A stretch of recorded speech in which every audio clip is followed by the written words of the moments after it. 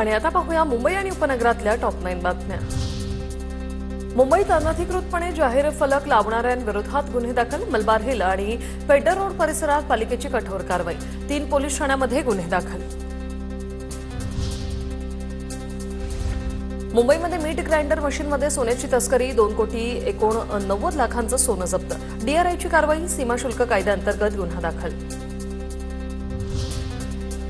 सीईटीच्या प्रवेशासाठी 13 फेब्रुवारीपर्यंत मुदतवाढ। राज्य सामायिक प्रवेश परीक्षा कक्षाची माहिती।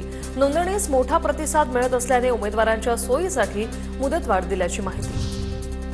नर्सिंग सीईटी नोंदणी 24 जानेवारीपासून सुरू। ही नोंदणी 24 फेब्रुवारीपर्यंत ऑनलाईन पद्धतीने करता येईल। यावर्षीपासून नोंदणीसाठी अपार ओळख क्रमांक बंधनकारक।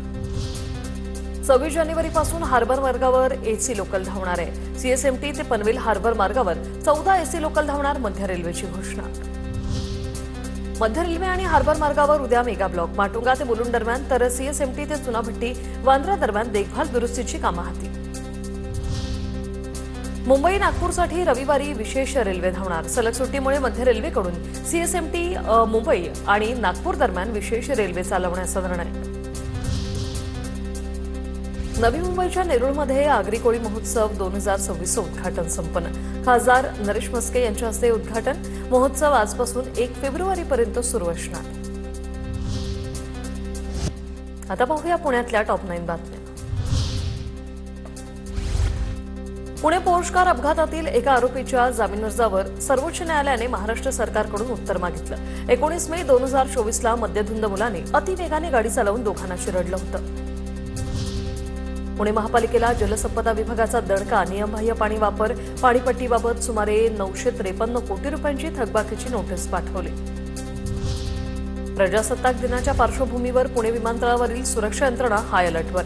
विमानतळ प्रशासन आणि केंद्रीय औद्योगिक सुरक्षा दलाकडून आपत्कालीन परिस्थितीसाठी शीघ्र कृती दलाची स्थापना।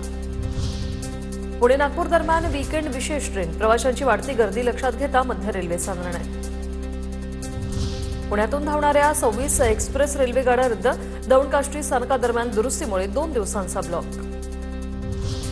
शहरात प्रतिबंधित ई सिगारेट आणि तंबाखूजन्य हुक्का फ्लेवरची अवैध विक्री करणाऱ्यांविरोधात कारवाई। गुन्हे शाखेच्या अंमली पदार्थ विरोधी पथकाकडून 3 अटक। पुण्यात डेटिंग ॲपच्या जाळ्यात अडकवून तरुणांना लुटणारी टोळी गजाआड। कोंढवा पोलिसांकडून 5 जणांना अटक। मोबाईल, दागिने आणि गुन्ह्यात वापरलेली वाहनं जप्त। कोकणातील विविध भागातून पुण्यातील बाजारात हापूस आंबा दाखल व्हायला सुरुवात। सध्या हापूस आंब्याच्या पेटीला 15,000चा दर। फेब्रुवारीच्या 15 ते 20 तारखेदरम्यान हापूसचा हंगाम सुरू होण्याचा अंदाज। पुणे ग्रँड टूर सायकल स्पर्धेत 70 वर्षीय बाळू जवदळे उर्फ अप्पा ठरले आकर्षण। सोशल मीडियावर तुफान व्हायरल। भारतीय सायकलपटूंना संधी देण्याची इच्छा व्यक्त।